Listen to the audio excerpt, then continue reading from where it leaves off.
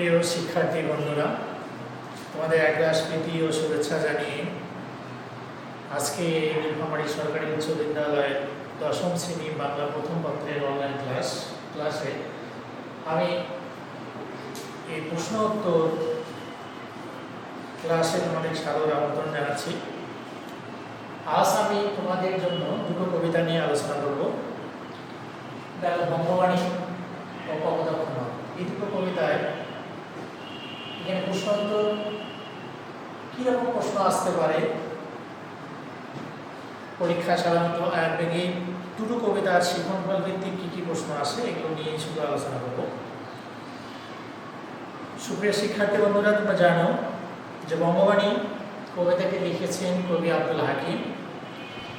কবি আব্দুল হাকিম আনুমানিক 1620 খ্রিস্টাব্দে সন্দ্বীপের সুদারামপুর গ্রামে তিনি জন্মগ্রহণ করেন।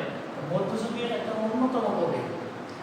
মধ্যযুগে এই যে বাংলা ভাষা এবং দেশের প্রতি যে গভীর মমত্ববোধ, দেশকে নিয়ে ভাষাকে নিয়ে কবিতা যারা লিখেছেন, আমরা দেখি যে মধ্যযুগের প্রথম এই কবি আব্দুল হাকিমের এই কবিতায় এই বিষয়টি ফুটে উঠেছে। তো এই কবিতায় কবি তার গভীর বিশ্বাস, ভাষার প্রতি তার অগাধ মমত্ববোধ, দেশের প্রতি তার সুগভীর বিশ্বাস, এগুলো অকপটে নির্দ্বিধায় তিনি প্রকাশ করেছেন। আমরা যদি কবিতাটায় দেখি, কবিতায় উনি শুরু করেছেন যেভাবে, সাধারণত কয়েক ছন্দে রচনা করেছেন। কিতাব পড়িতে যার নাহিক অভ্যাস, সেসবে কহিল মতে মনে অবিলাস। অর্থাৎ যারা বই পড়ে না, যারা কিতাব পড়ে না, যারা পুস্তক পাঠ করে না, অর্থাৎ সাধারণ যে সমস্ত মানুষ,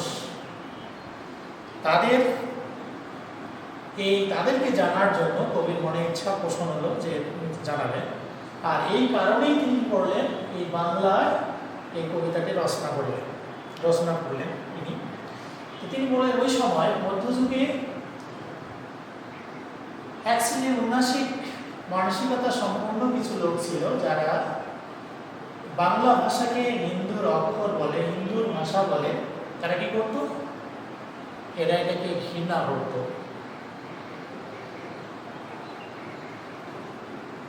কবি এই সমস্ত ভাষাভাষী এবং আরবি এবং ফার্সি ভাষা, যেটা নবী রাসূলের গুণকীর্তন করা হতো, এটাকে শ্রেষ্ঠ বলে তারা মনে করত। তো এই সমস্ত এই উন্নাসিক মানসিকতা সম্পন্ন এই ব্যক্তিদের এটা মুখোশ উন্মোচন করেছেন কবি আব্দুল হাকিম তার বঙ্গবাণী কবিতা। উনি বলেছেন যে আরবি ফার্সি ভাষায় যেখানে স্রষ্টার গুণকীর্তন করা হয়েছে, এই ভাষার প্রতি কবি শ্রদ্ধা পোষণ করেছেন এবং এর প্রতি তার কোনো বিরাগ নেই, কোনো বিদ্বেষ নেই। কিন্তু তিনি আরও বলেছেন যে শুধু আরবি এবং ফার্সি ভাষা, স্রষ্টা আমাদেরকে সৃষ্টি করেছেন, যে আরবি ফার্সি ভাষায় শুধু যে স্রষ্টার গুণকীর্তন করতে হবে তা কিন্তু না।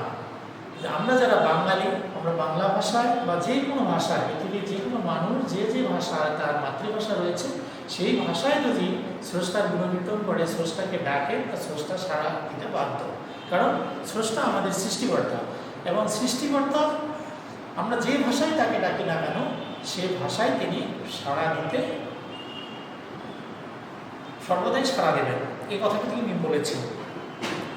আর তাই তিনি বলেছেন, যেই দেশে যেই বাক্য কহে নরবান, সেই বাক্য বুঝে প্রভু আপনি নিরঞ্জন। অর্থাৎ পৃথিবীর যে ভাষায় স্রষ্টাকে ডাকা হোক না কেন, স্রষ্টা সাড়া দিতে বাধ্য, এবং সেই ভাষায় স্রষ্টা বোঝে।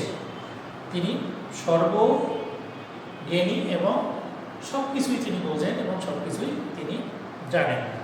এই জন্য বলছেন যে যাই হোক, যেটা হিন্দুয়ানি ভাষায় হোক, আর সংস্কৃত ফার্সি হোক, আরবি হোক, ইংরাজি হোক, যে ভাষায় স্রষ্টাকে ডাকা হোক না কেন, স্রষ্টা সেই ভাষায় সাড়া দিতে বাধ্য।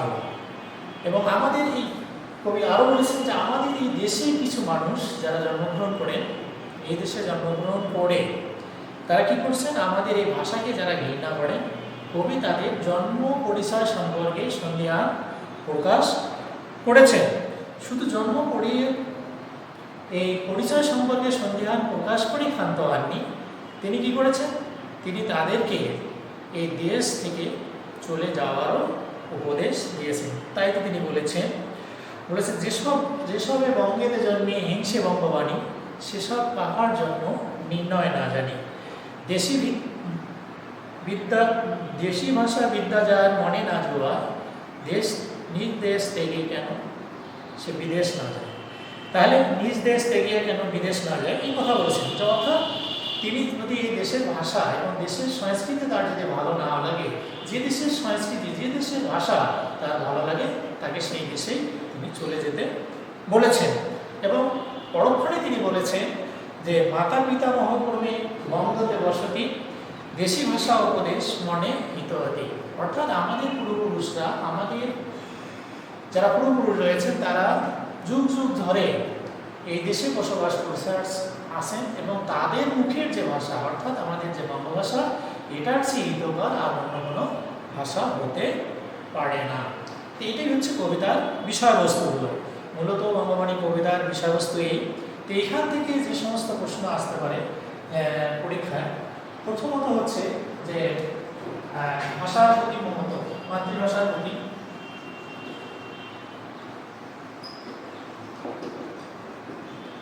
প্রতি শ্রদ্ধা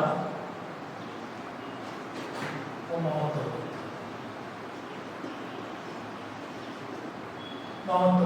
একটা।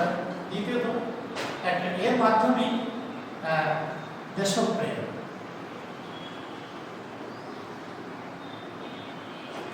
কবির দেশপ্রেম, এই দেশপ্রেম, এই বিষয়গুলো এখানে কিন্তু ফুটে উঠেছে। তাহলে এই শ্রদ্ধা ও মাতৃভাষার প্রতি গভীর শ্রদ্ধাবোধ ও মমত্ববোধের কারণে যারা ভাষা বিদেশি, এটা শিকড়বিহীন পরগাছা দ্বারা আছে, যারা দেখা যাচ্ছে যেমন যারা কি করছে, পরের অনুকরণ করে, অন্যের অনুকরণ করে, অন্য সংস্কৃতির প্রতি যারা আসক্ত, অন্য সংস্কৃতিকে যারা মাতৃভাষার চেয়ে, যারা কিনা মায়ের ভাষার চেয়ে বেশি গুরুত্ব দেয়, এই সমস্ত উন্নসিক মানসিকতা সম্পন্ন ব্যক্তিবর্গের প্রতি তিনি কি করছেন, এটা প্রকাশ করছেন। তাদের জন্ম পরিচয় সম্পর্কে সন্দেহ প্রকাশ করেছেন। সেই সাথে তাদেরকে তিনি এই দেশে থাকার কোনো অধিকার না দিয়ে তাদেরকে বিদেশ, যেখানে ভালো লাগে সেখানে চলে যেতে বলেছেন। এই কবির যে এই বিশ্বাস, সুগভীর বিশ্বাস, কবির এই যে মাতৃভাষার প্রতি অটুট ভালোবাসা, তার যে শ্রদ্ধা, এর মাধ্যমে কি আমরা পাই, এর অন্তরালে কবির একটা স্বদেশ প্রেমে একটা উজ্জ্বল দৃষ্টান্ত আমরা কিন্তু এই কবিতায় খুঁজে পাই। তাহলে আমরা যেটা দেখি যে বঙ্গবন্ধু কবিতায় কবি আব্দুল হাকিম এই মধ্যযুগে একজন কবি, তিনি কি করেছেন, এই মাতৃভাষার প্রতি তার গভীর মমত্ববোধ প্রকাশ করেছেন এবং এর মাধ্যমেই তিনি কি একটা দেশপ্রেমের অত্যুজ্জ্বল দৃষ্টান্ত স্থাপন করেছেন। তাহলে আমরা দুটো দিক পাবো, একটা হচ্ছে ভাষা, মাতৃভাষার প্রতি গুরুত্ব, আর একটা হলো স্বদেশ চেতনা বা দেশপ্রেম, যে বিষয়টা আমরা কিন্তু এই কবিতায় খুঁজে পাবো। তাহলে এর মধ্যে দিয়ে দেখা যাচ্ছে আমরা আরও কিছু বিষয় এখানে দেখি। যদি আমরা বলি এই কবি আব্দুল হাকিম কেন এই বাংলায় রচনা শুরু করেন, কেন করেন, এরকম একটা প্রশ্ন আসতে পারে, অনুধাবনমূলক প্রশ্ন। এই প্রশ্নটার উত্তর হবে যে সেই সময় কিছু সাধারণ কিছু মানুষ রয়েছে যারা কিতাব পড়তো না, যারা সাহিত্য পাঠ করতো না, তারা কি করতো, তারা মানুষ তাদেরকে যেভাবে বোঝানো হতো তারা সেভাবে বুঝতো। এবং তাদেরকে বোঝার জন্য তারা বলছে যে ওই সময় কি হচ্ছে, আরবি ফার্সি, অর্থাৎ মুসলমান শাসকরা এদের শাসন করতো এবং ওই সময় আরবি এবং ফার্সি দ্বারা এই ভাষায় স্রষ্টার গুণগান করতো এবং এই আরবি ফার্সি ভাষাকেই তারা শ্রেষ্ঠ ভাষা বলে মনে করতো। তাহলে কি হলো, এটা পড়ার পরে এটা এই যে মনে করতো, এতে তাদেরকে এই বিষয়টা বোঝার জন্য কি কবি এই বাংলায় সাধারণ মানুষকে বোঝার জন্য এই বাংলায় তিনি কাব্য রচনা করেন। তিনি আবার বলছেন, আবার দেখা যাচ্ছে শুধু যে বাংলা ভাষার প্রতি গভীর শ্রদ্ধা বোধ করছেন তা কিন্তু না, অন্যান্য ভাষার প্রতি, এই আরবি ফার্সি ভাষার প্রতি যে স্রষ্টার বর্ণিত হয়েছে, এর প্রতি কবির কোনো বিরাগ নেই, কোনো বিতৃষ্ণা নেই। তিনি ব্যাপক শ্রদ্ধার চোখে দেখেছেন।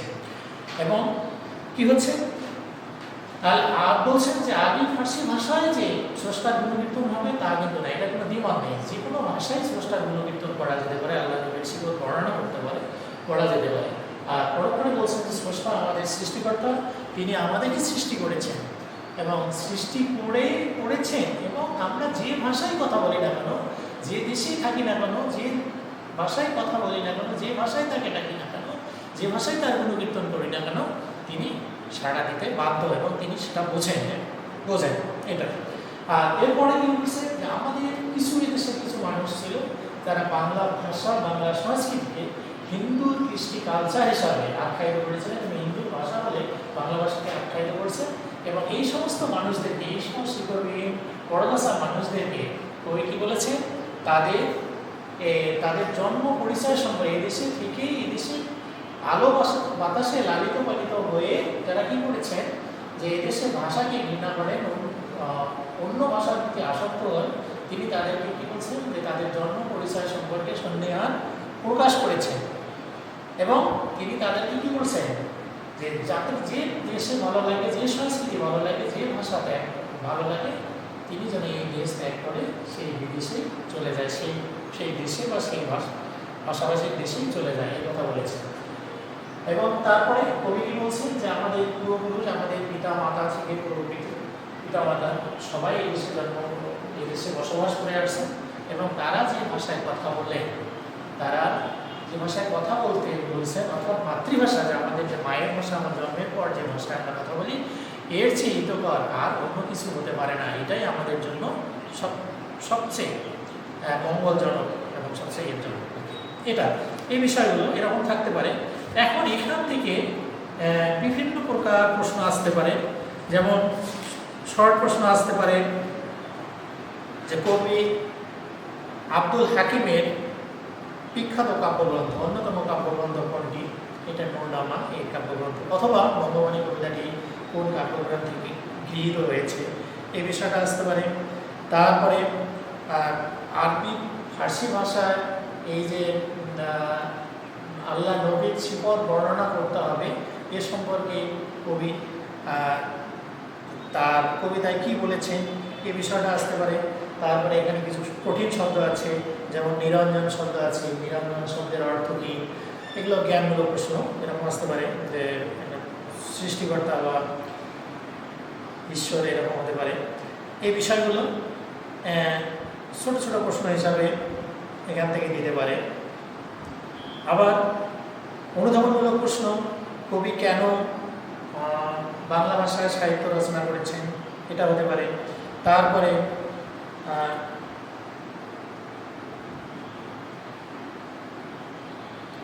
যেই দেশে যেই বাক্য কহে নরগান, সেই বাক্য বুঝে প্রভু আপনি নিরঞ্জন, এ কথার অর্থ কী, বা বলতে তুমি কী বোঝো, এরকম প্রশ্ন দিতে পারে। সর্ববাক্য বুঝে প্রভু কিবা হিন্দু আনি, বঙ্গবাসী বাক্য কিবা যত ইতিবাণী, এই চরণের মাধ্যমে কি বোঝাতে চেয়েছেন। তারপরে আছে মারফত বেঁধে যায় নাহি গম, হিন্দুর অক্ষরে শেষ সবের গম। মারফত, এই মারফত সম্পর্কে কবি কি বলছেন, কবি তথ্যজ্ঞানী, মানে গুরু তথ্যজ্ঞানী এরকম এই বিষয়তে, অর্থাৎ এমন কিছু মানুষ আছে যারা ভাষা জ্ঞান নিয়ে তাদের বিদ্যাটাকে জাহির করতে যায়, তারা গুরু বিদ্যা বলা, অর্থাৎ খুব নিচে, অর্থাৎ যেটা দেখা যাচ্ছে তারা সূক্ষ্ম বিষয়গুলো চিন্তা ভাবনা করে না, এই সমস্ত মানুষকে তিনি বলছেন যে মারফতহীন, এরা মারফতে জ্ঞানহীন এই সমস্ত ব্যক্তি যারা, তারা কিন্তু এইরকম অবজ্ঞা করে যায়, যারা এই মারফতে যাদের জ্ঞান আছে, যারা সম্যক জ্ঞানের অধিকারী যারা, তারা কি করে, তারা কখনো কিন্তু এইরকম বিদ্বেষ কখনো সৃষ্টি করে না। এই বিষয়গুলো এখানে রয়েছে। যেসব বঙ্গেতে জন্মে হিংসে বঙ্গবাণী, সেসব কার জন্য না জানি, কবি কেন এই কথা বলছেন, ওই একই প্রশ্ন এখানে আসবে, যে বাংলাদেশে জন্মগ্রহণ করে যারা কি করে বাংলা ভাষাকে হিন্দুর অক্ষর বলে ঘৃণা করে, এটা হিন্দুর অক্ষর বলে হিংসা করে, ঘৃণা করে, কবি তাদের জন্ম পরিচয় সম্পর্কে তিনি কি করেছেন, সন্দেহ প্রকাশ করেছেন, এই কথাটা এখানে বোঝানো হয়েছে। আবার আর একটা প্রশ্ন আছে, দেশি ভাষা বিদ্যা যার মনে না যায়, নিজ দেশ থেকে কেন বিদেশ না যায়, কেন কবি তাদেরকে বিদেশে চলে যেতে বলেছেন, অর্থাৎ এদেশের আলো বাতাসে পরিবর্তিত হয়ে লালিত পালিত হয়ে এদেশের ভাষা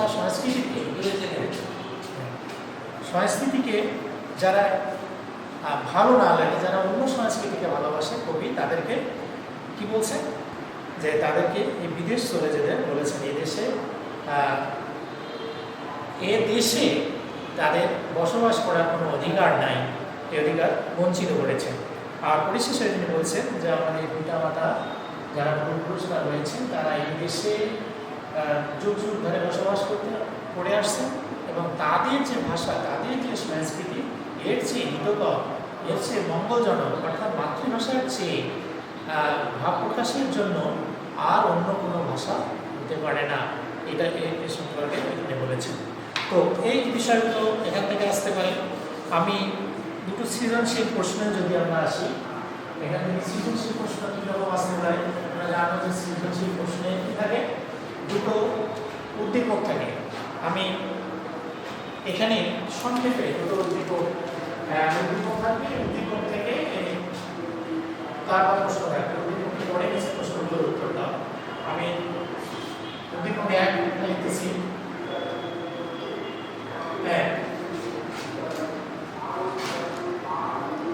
যাকে যে ভাষার প্রভু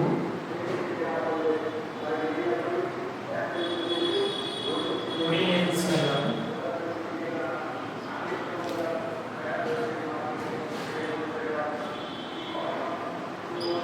সেই ভাষ হয় তা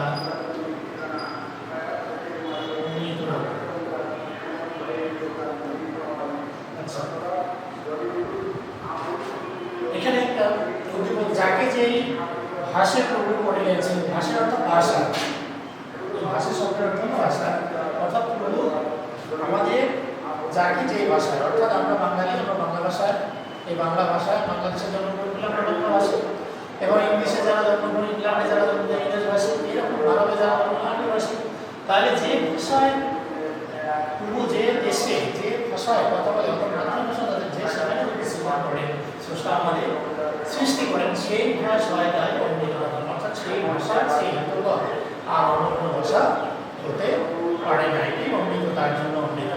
এটা 16শ শতাব্দীতে সৈয়দ সুলতানের উক্তি আর কি, সৈয়দ সুলতান, সৈয়দ সুলতান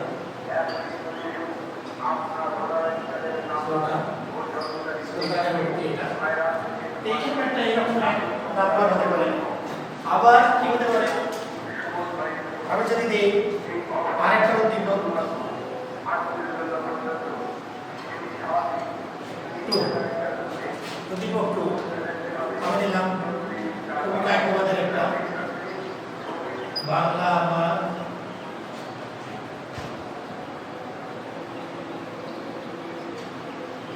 আমি বাংলা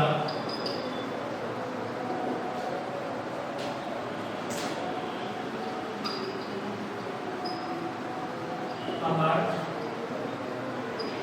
জন্মভূমি,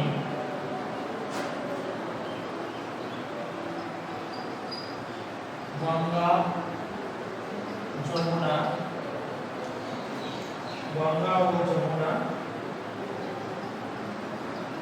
পদ্মা ও মেঘনা বহিছে যারা, যারা চরণচুরি।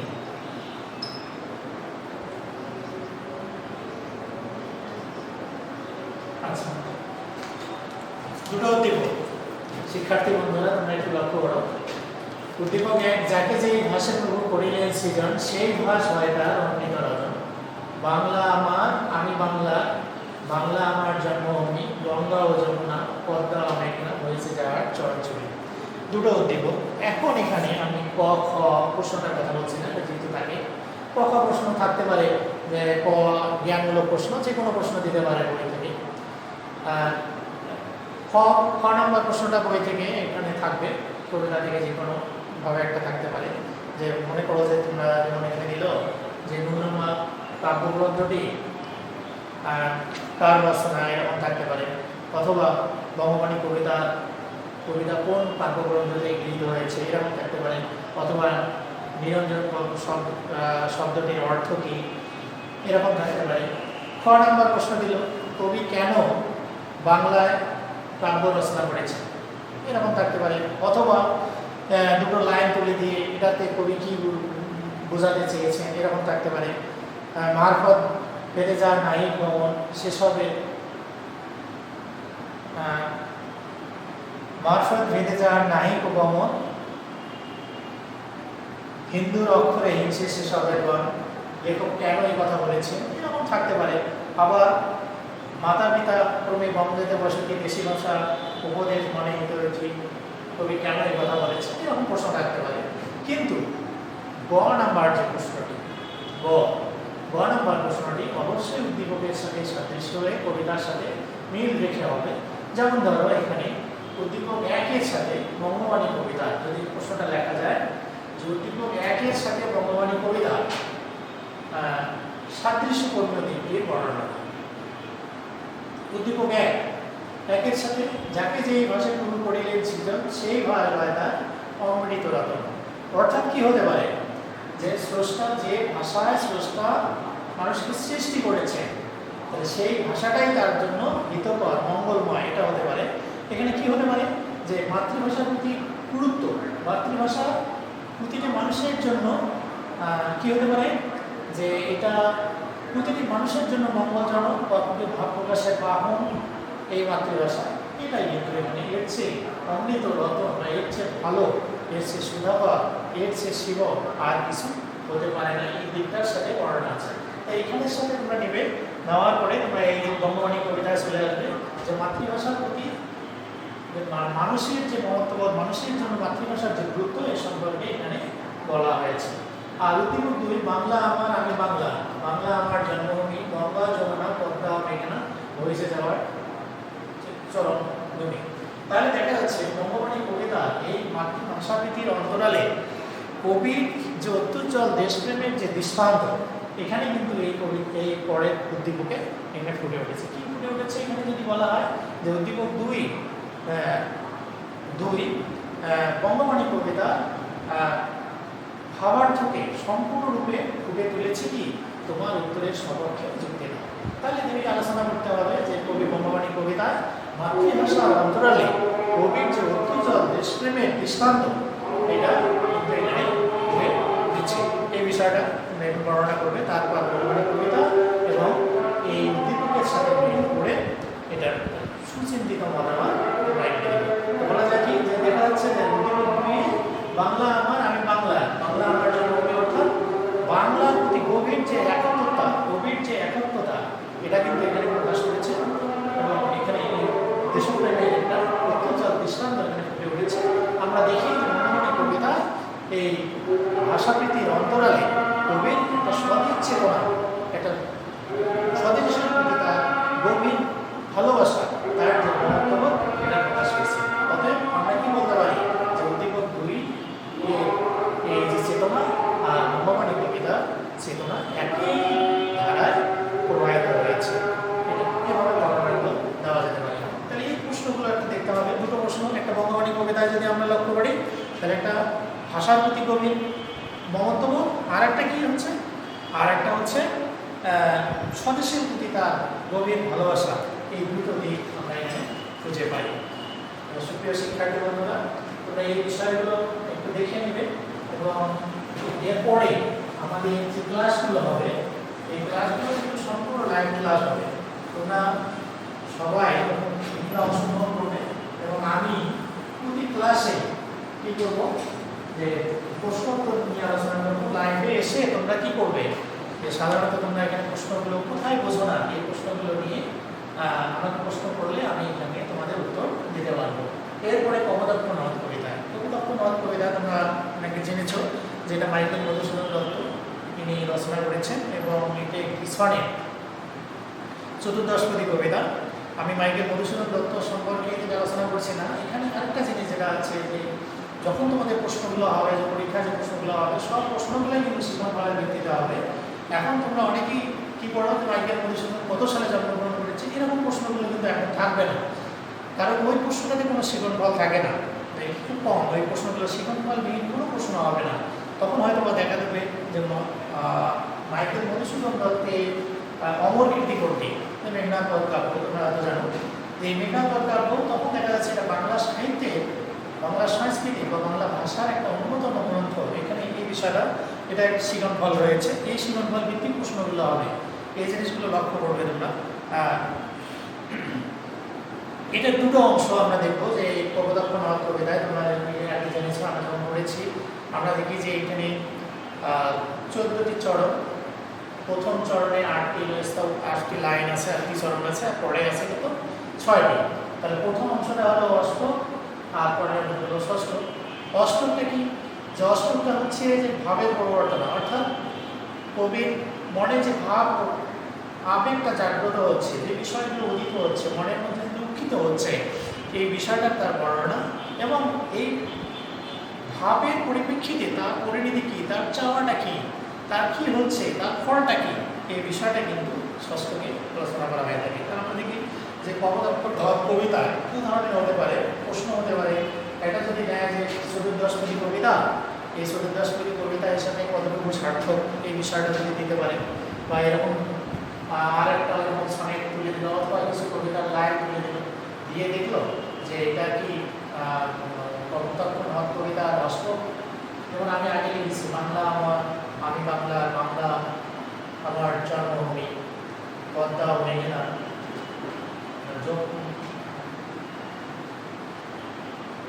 যমুনা বয়েছে যা চরণ ছুটি, এটার সাথে দিল যে এটা এখানে 6টা লাইন বা 8টা লাইন উপরে তুলে দিল, দিয়ে দিল যে কপোতাক্ষের প্রথম স্তরের সাথে এটা মিল কোথায়।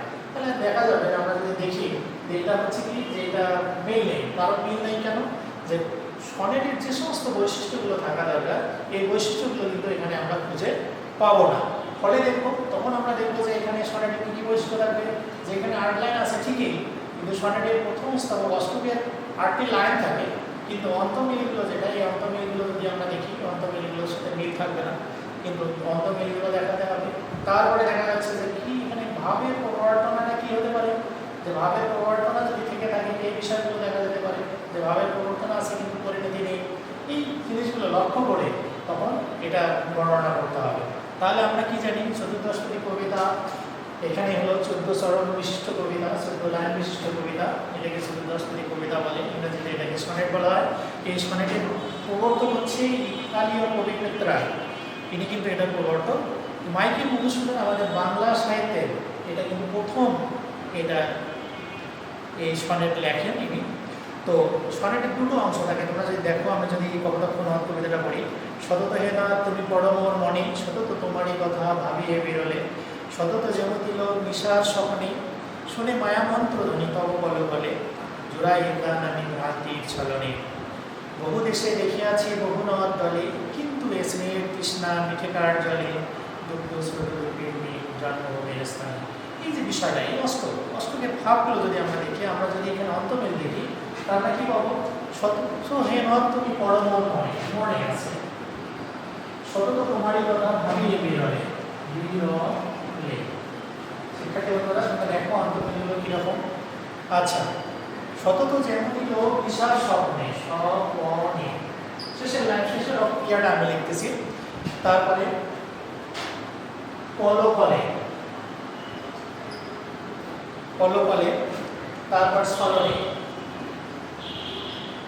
ছলনে, তারপর দলে, জলে, স্তনে আছে শেষে, দুগ্ধ স্রোতরূপে জন্মভূমির স্থানে। তাহলে কি হচ্ছে, এখানে এইটার সাথে এটার মিল আছে, এটার সাথে এটা নেই, আচ্ছা এটার সাথে এটা নেই। তাহলে আমি যদি দিই, এখানে যদি এক ধরি,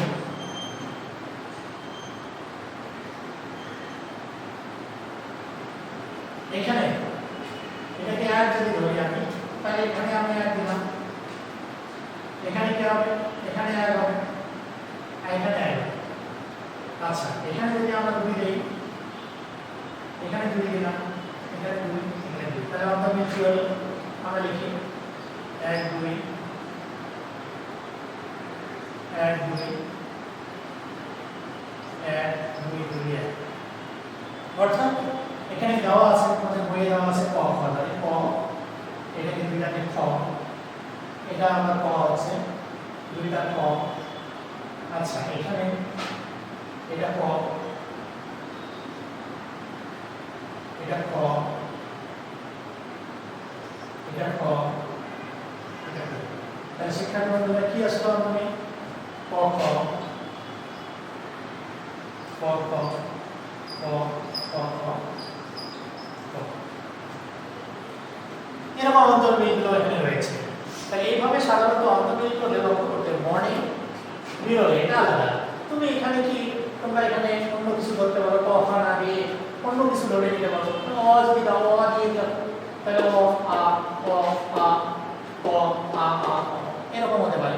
এই অন্তর্বিরোধগুলো এরকম কয়েক প্রকার অন্তর্বিরোধ আছে আবার অন্যরকম হতে পারে ক খ খ ক এরকম হতে পারে ক খ খ ক এরকম হতে পারে এরকম অন্তর্বিরোধ হতে পারে। আবার কি হতে পারে ক খ ক খ ক খ ক খ এরকম অন্তর্বিরোধ হতে পারে 1 2 1 2 1 2 1 2 এরকম অন্তর্বিরোধ হতে পারে। এভাবেও হতে পারে অন্তর্বিরোধগুলো সাধারণত এরকম একটা অন্তর্বিরোধ নির্দিষ্ট একটা অন্তর্বিরোধ নিয়ে কিন্তু এই সনেট কবিতাগুলো এগুলো হয়ে থাকে। তাহলে আমরা কি দেখলাম প্রথমত দেখব যে সনেটের প্রধান বৈশিষ্ট্য হচ্ছে এটা 14 চরণ বিশিষ্ট কবিতা। এটা দুটো অংশ থাকে প্রথম অংশটাকে বলা হয় অষ্টক আর পরবর্তী অংশটাকে বলা হয় ষষ্ঠক। অষ্টকের একটা নির্দিষ্ট অন্তর্মিল আছে ষষ্ঠকের একটা নির্দিষ্ট অন্তর্মিল আছে। অষ্টকে থাকে অষ্টকে থাকে ভাবের পরিবর্তনা আর ষষ্ঠকে থাকে ভাবের পরিণতি।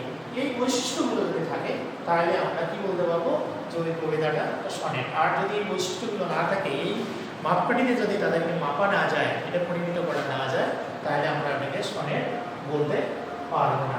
এই বিষয়গুলো এটা থাকলে তোমাদের কি এখান থেকে আসতে পারে যে চতুর্দশ কবিতা প্রথম অংশকে কি বলা হয় অষ্টকের বিষয়বস্তু কি এটা ভাবের পরিণতি আর ষষ্ঠকের বিষয়বস্তু কি ভাবের না অষ্টকের ভাবের পরিবর্তন আর ষষ্ঠকে থাকে ভাবের পরিণতি। অষ্টকের অর্থমিল কি হতে পারে ওটা এরকম থাকতে পারে ষষ্ঠকের অর্থমিলগুলো কি হতে পারে তারপর কবিতা কবিতার অষ্টকের অর্থমিল কি এবং ষষ্ঠকের অর্থমিল কি এরকম ক নম্বর প্রশ্নে সাধারণত এগুলো দিতে পারে।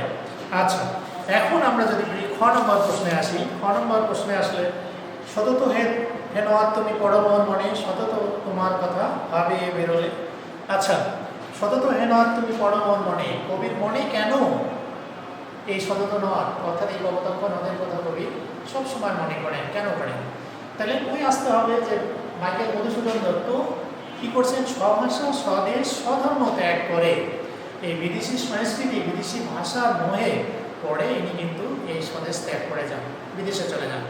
যাওয়ার পরে এক পর্যায়ে তিনি যখন একসময় তার মোহভঙ্গ হয় তখন তার দেশের কথা দেশের এই তার কৈশোরের স্মৃতি বিজড়িত কপোতাক্ষ নদীর কথা তার মনে সবসময় পড়ে তার মনে ভেসে ওঠে তার স্মৃতি রোমন্থন করে নস্টালজিয়া তাকে তাড়া করে ফিরে এই যে বিষয়গুলো এখানে আসছে তার এই জন্য তিনি কপোতাক্ষ নদীর কথা তার এই মনে পড়ে। আচ্ছা তারপর কি হতে পারে যেমতি লোক নিশার স্বপ্নে শুনে মায়া মন্ত্র ধ্বনি তব বলো বলে জোড়াই এই গান আমি প্রাণ দিয়েছি অর্থাৎ মায়া স্বপ্নে অর্থাৎ মানুষ কি হয় যে ঘুমের ভোরে মানুষ কোনো কিছু স্বপ্ন দেখে তাই না মানুষ যেটা কল্পনা করে এই কল্পনার জিনিসটা মানুষ কিন্তু কোথায় দেখতে পায় ঘুমের ভোরে কিন্তু দেখতে পায়। তাহলে এই ঘুমের ভোরে উনি অনেক সময় গান পেতে অনেক সময় শুনতে পারে যে কপোতাক্ষ নদীর এই ছল ছল ধ্বনি কুলুকুলু ধ্বনি তার মনের মধ্যে ভেসে আসতেছে ওই প্রবাসে বসে দূরের থেকেও এটা উনি শুনতে পান।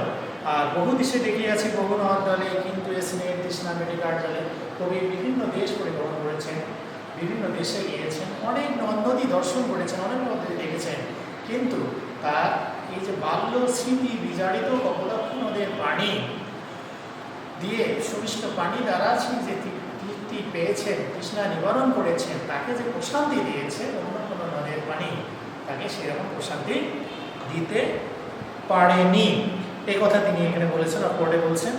আর কি বলছেন দুগ্ধ স্রোতরূপী জন্মভূমির স্থানে অর্থাৎ এই শিশু যেমন জন্মগ্রহণ করে তার মায়ের স্তন্য দুগ্ধ পান করে বড় হয়, ঠিক এই কপোতাক্ষ নদের পানি দ্বারা তার জন্মভূমি অর্থাৎ সাগরদাঁড়ির পুকুরে, এই জন্য তিনি কি বলছেন, এই কপোতাক্ষ নদকে জন্মভূমির স্তরের সাথে তুলনা করছেন। আচ্ছা, এরপরে কি হতে পারে? এরকম আসতে পারে, কিন্তু এ স্নেহে তৃষ্ণা মিটে গাঢ় জলে দুগ্ধ স্রোতরূপী তুমি জন্মভূমির স্থানে। লেখক কেন এই কথা বলেছেন, কবি কেন এই কথা বলেছেন, এরকম আসতে পারে। সতত তোমার কথা ভাবিয়ে বেরোলেন, কেন এই কথা বলছেন? তুমি একই প্রশ্নগুলোর উত্তর ঘুরে ফিরে একই রকমই আসবে। আর কি হবে দেখা যতদিন যাবে, আর কি হবে দেখা যতদিন যাবে, আর কি হবে দেখা যতদিন যাবে। কবি কেন এই সংশয় প্রকাশ করেছেন? অর্থাৎ কবি এই স্বভাষা স্বাদেশ সাধারণ ত্যাগ করে বিদেশে বাড়ি জন্মিয়েছেন, এবং বিদেশে বাড়ি জন্মার পরে তিনি আর দেশে ফেরার জন্য তার যে আপত্তি, এই আপত্তিটাই কিন্তু এখানে ফুটে বেড়েছে। এমন তিনি সংশয় প্রকাশ করেছেন যে আর হয়তোবা এই বিদেশ থেকে ফিরে আমার এই স্মৃতি বিজারিত, অতীত স্মৃতি বিজারিত, এই বাল্য স্মৃতি বিজারিত কপোতাক্ষ নদের সাথে আর হয়তো দেখা হতে পারে না, এইরকম সংশয়টায় তিনি প্রকাশ করেছেন। তারপরে কি করছেন? প্রজারূপে রাজরূপ সাগরতে দিতে বাড়ির পরদ নিয়ে মিনতি গাবে, বঙ্গজনের গানে শখে সকারিতে নাম তার বসে মজিপ্রেম ভাবে হয়েছে যে তব নাম বঙ্গের সঙ্গীতে। অর্থাৎ এখানে কি করছেন? উনি আরও সংশয় প্রকাশ করছেন যে তুমি যেমন এই প্রজারূপে এই সাগরকে বা বঙ্গোপসাগরকে কর দিয়ে যাচ্ছ, এটা করছো, তা তোমার কাছে আমার এই মিনতি, কি মিনতি? এই তুমি যেভাবে দিয়ে যাচ্ছ, কর দিয়ে যাচ্ছ, আমি যে তোমাকে প্রবাসী থেকে এরকম মনে করছি, তোমার কথা স্মরণ করছি, তুমি আমার এই আরতিটুকু, আমার এই উচ্চারণটুকু, এই যে স্বতঃস্ফূর্ত আমার ফিরে আসার বাসনাটুকু কী করতে হবে? এই বঙ্গজননের কাছে, প্রতিটি মানুষের কাছে এটা পৌঁছে দেওয়ার মিনতি করছে, এই কথাটা বলছে নাকি। এটা উনি যেমন প্রেম হবে তার এই শ্রদ্ধার সাথে তাকে স্মরণ করছে, এই স্মরণের সেও যেন তার এই আরতিটুকু, তার এই প্রার্থনাটুকু, এটা প্রতিটি বঙ্গভাষী মানুষের কাছে যেন পৌঁছে দেয়, এই বিনতিটাই উনি করেছেন। তা আমরা যেটা দেখি যে এখানে কী হচ্ছে, কবির বাল্য স্মৃতি বিজারিত কপোতাক্ষ নদের মাধ্যমে কী করছেন, তার এই স্মৃতিকথার মাধ্যমে তার কী হচ্ছে, একটা অত্যুজ্জ্বল দেশপ্রেমের দৃষ্টান্ত এখানে কিন্তু ফুটে উঠেছে। তাহলে দুটো জিনিস, একটা হচ্ছে তার স্মৃতিকাতরতা, আর একটা হচ্ছে দেশপ্রেম, এই বিষয়টা কিন্তু এখানে ফুটে উঠছে। তাহলে এইখানে কী হতে পারে, কীরকম সৃজনশীল প্রশ্ন হতে পারে এই বিষয়গুলোতে? আমি একটা বলবো, মানে সৃজনশীল প্রশ্ন উদ্দীপকগুলো দিচ্ছি, উদ্দীপক। আচ্ছা, দিয়ে আমি দুটো উদ্দীপক এখানে দেব।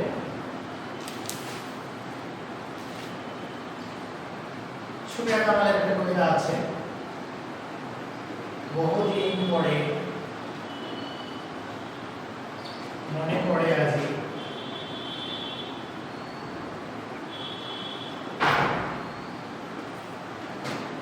আজি বললি মায়ের ফুল ঝাউসাকে যেতা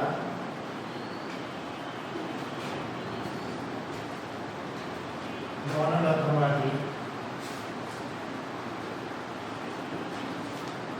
বাদী পরশে গিয়েছিল।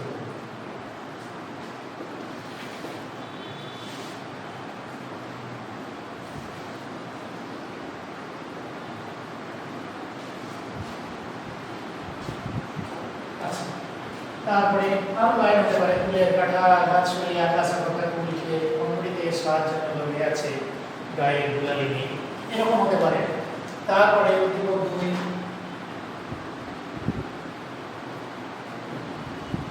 উদ্দীপক দুই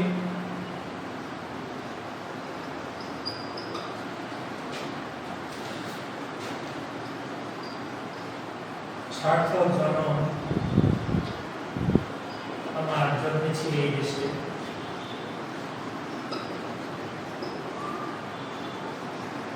দেশে সার্থক জনম মানব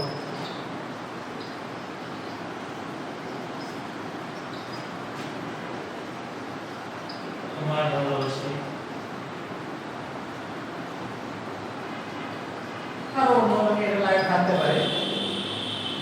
আরও দেওয়া যেতে পারে। জানি নাকি ধন রতন আছে কিনা রানীর মতো, শুধু জানি আমার অঙ্ক জোড়ায় তোমার ছায়া এসে, এরকম 4 লাইন বা এরকম 4 পার্ট লাইন পর্যন্ত এরকম থাকতে পারে দুটো উদ্দীপক।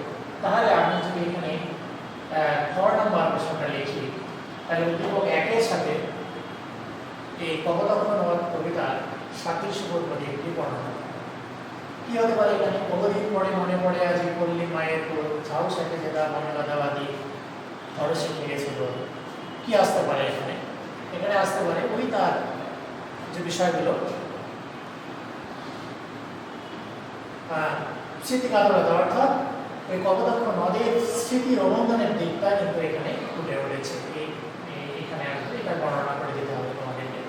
আর সার্থক জনম আমার জন্মেছে এই দেশে, সার্থক জনম তোমার ভালোবাসে, এটা এখানে যেন দেখা যাচ্ছে যে স্মৃতি কাতরতার অন্তরালে যদি আমাদের উদ্দীপক 2-এ কবির যে চেতনা, সেই চেতনাটির বহিঃপ্রকাশ, প্রকৃতির যথার্থতা নিরূপণ করো, এরকম যদি আমি প্রশ্ন দিয়ে দিই, এখানে কি হতে পারে যে উদ্দীপক 2-এ কপোতাক্ষ নদ কবিতার কবির যে চেতনা, চেতনার এই বহিঃপ্রকাশ ঘটেছে, প্রকৃতির যথার্থতা কি করো নিরূপণ করো। এরকম ভাবে যদি আমি প্রশ্নটা দিই, ঘর নাম্বার প্রশ্নটা, তাহলে দেখা যাবে এই স্মৃতি কাতরতার অন্তরালে কবির যে অত্যুজ্জ্বল দেশপ্রেমের দৃষ্টান্ত, এই দিকটাই এখানে বর্ণনা করে দিতে হবে। দিয়ে তোমাদের কবিতার মধ্যে যেতে হবে, দেওয়ার পর তোমাদের বর্ণনা করে দিতে হবে। এইভাবে সাধারণত প্রশ্নগুলো আসতে পারে আর কি। তাহলে আমরা দেখলাম দুটো আজকে আমি তোমাদের নিয়ে প্রশ্ন, সৃজনশীল প্রশ্ন কীরকম আসতে পারে, তারপরে জ্ঞানমূলক প্রশ্ন কী কী হতে পারে, অনুধাবনমূলক প্রশ্ন কী কী হতে পারে, এই বিষয়গুলো নিয়ে একটু আলোচনা করলাম। তোমরা এই জিনিসগুলো অর্থাৎ এগুলো ভালো করে একটু দেখে নেবে। এবং এই কবিতাগুলো কিন্তু আমাদের খুব গুরুত্বপূর্ণ কবিতা এবং এই পড়েও তোমাদের জন্য এখান থেকে প্রশ্ন হয়, সাধারণত এসএসসিতে প্রশ্ন হয়। তো যদি হয়ে থাকে তোমরা এই বিষয়গুলো মনে রাখো, যেভাবেই দেখ না কেন, যেভাবে উদ্দীপক আসবে না কেন, তোমরা এগুলো উত্তর দিতে পারবে। সুপ্রিয় শিক্ষার্থী বন্ধুরা, এরপরেই যখন লাইভ ক্লাস হবে, আমি এরপর এই ধারাবাহিকভাবে আমাদের ক্লাস চলছে, অন্যান্য ছাত্ররা ক্লাস নিচ্ছে, তোমরা সবাই আমি আশা করবো যে তোমরা সবাই অংশগ্রহণ করবে।